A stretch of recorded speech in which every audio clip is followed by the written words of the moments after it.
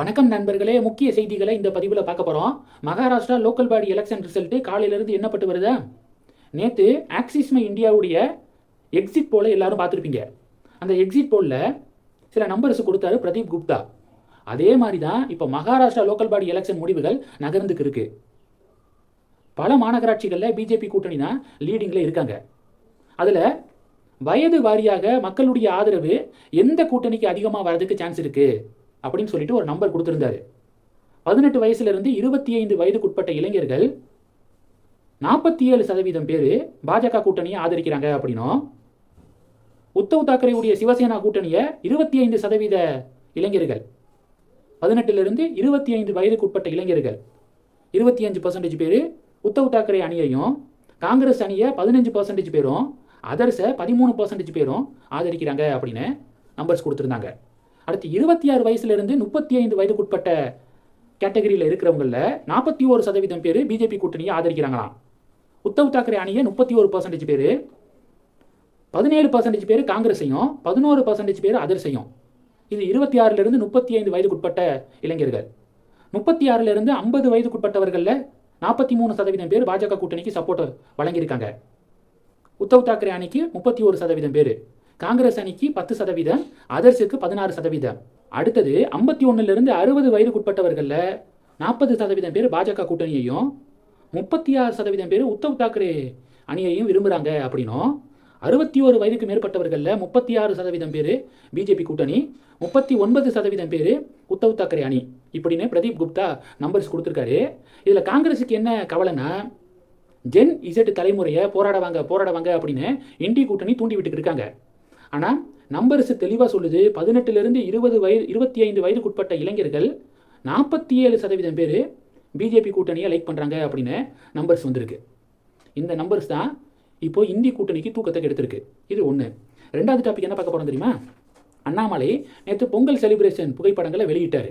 பாஜகவினர் இதுதான் உண்மையிலேயே பொங்கல் செலிப்ரேஷன், சமத்துவ பொங்கல் அப்படிங்கிற பேரில் ஷூ, செருப்பு இதெல்லாம் போட்டுட்டு பொங்க பானைக்கு பக்கத்தில் நிற்கிறத டெஃபினட்டாக ஏற்றுக்கொள்ள முடியாது அப்படின்னு பாஜகவினர் பதிவுகள் போடுறாங்க. தலைமை செயலகத்தில் சமத்துவ பொங்கல் நடந்துச்சுல, தினமலர் ஒரு ஆர்டிக்கல் வெளியிட்டிருக்காங்க. என்னன்னா, கடைகளில் வாங்கி வரப்பட்ட பொங்கலை பானையில் கொட்டி தலைமை செயலகத்தில் பொங்கல் செலிப்ரேஷன் நடந்திருக்கு. கேட்டரிங் நிறுவனத்தில் இருந்து பொங்கலை வாங்கி அதை பானையில் போட்டு இப்படிப்பட்ட ஒரு சம்பவம் நடந்திருக்கு அப்படின்னு தினமலர் ஆர்டிக்கல் வெளியிட்டிருக்காங்க. முதல்வர் வருவதற்கு முன்பாக அந்த பொங்க பானை இருக்குது பார்த்தீங்களா, அந்த பொங்க பானைக்கு தீயை மூட்டி கறியை அதாவது பொங்க பானையிலேயே பொங்கல் வச்ச மாதிரி ஒரு செட்டப் பண்ணுறதுக்காக நெருப்பை பற்ற வச்சுட்டாங்களாம். பொங்க பானையும் கறி ஆயிடுச்சான். பிறகு கேட்டரிங் நிறுவனத்திலிருந்து ஆர்டர் செய்யப்பட்ட பொங்கலை கொண்டு வந்து பொங்க பானையில் கொட்டி, அதன் பிறகு முதல்வர் வந்திருக்காரு. முதல்வர் வந்தோன்னே பொங்கல் பானையில் இருக்கக்கூடிய அந்த பொங்கலை முதல்வர் எடுத்து தலைமை செயலக ஊழியர்களுக்கு வழங்கியிருக்காரு. இப்படிப்பட்ட ஒரு இன்சிடென்ட் நடந்திருக்கு. இது ஒரு பெரிய டிபேட்டாக மாறி இருக்கு.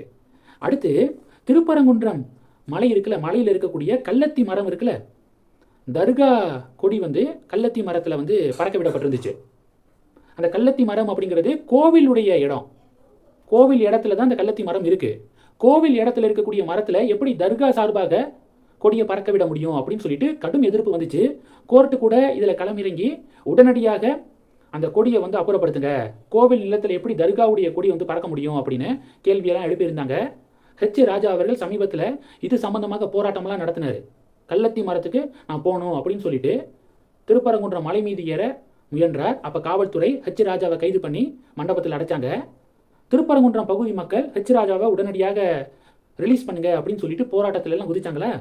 இந்த பரபரப்பின் எதிரொலியாக இப்போ கள்ளத்தி மரத்தில் பறக்க விடப்பட்ட, தர்கா தரப்பில் பறக்க விடப்பட்ட கொடி இப்போ நீக்கப்பட்டிருக்கு அப்படிங்கிற செய்தியை பார்க்க முடியுது. இதை ஹெச் ராஜா அவர்கள் அவருடைய சமூக வலைதளத்தில் ஷேர் பண்ணியிருக்காரு.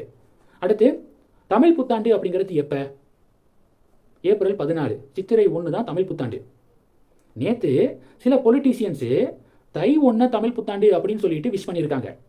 டிவிகே விஜய், அடுத்து தமிழக வாழ்வுரிமை கட்சியுடைய தலைவர் வேல்முருகன், நாம் தமிழர் கட்சியுடைய தலைவர் சீமானு, அன்புமணி ராமதாஸ், இவங்கெல்லாம் தை 1க்கு தமிழ் புத்தாண்டு வாழ்த்து தெரிவிச்சிருக்காங்க.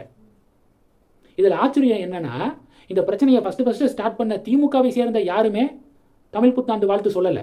அவங்க தான் ஸ்டார்ட் பண்ணது. நித்திரையில் இருக்கும் தமிழா, சித்திரை ஒன்று கிடையாது உனக்கு தமிழ் புத்தாண்டு, தை ஒன்று தான் தமிழ் புத்தாண்டு அப்படின்னு சொல்லிட்டு அவங்க தான் ஸ்டார்ட் பண்ணாங்க. மக்கள் மத்தியிலிருந்து வந்த கடுமையான எதிர்ப்பின் காரணமாக இப்போ அவங்க சைலண்ட் ஆயிட்டாங்க. இவங்கெல்லாம் சீமானு, அன்புமணி அவர்கள், விஜய், வேல்முருகன் இவங்கெல்லாம் மறுபடியும் அந்த பிரச்சனையை உருவாக்க பார்க்குறாங்க. போக போக பொதுமக்கள் சைடிலிருந்து வரக்கூடிய கடும் எதிர்ப்புக்கு பிறகு இவங்களும் சைலண்ட் ஆயிடுவாங்க அப்படின்னு எதிர்பார்க்கப்படுது. இந்த செய்திகள் எல்லாத்தையும் பற்றி உங்களுடைய பார்வைகளை மறக்காமல் கமெண்ட் பண்ணுங்கள். தொடர்ந்து கணக்கில் இருங்க. அடுத்தடுத்து நிறையா பதிவுகளை பார்க்க போகிறோம். நன்றி. ஜெய் ஹிந்த்.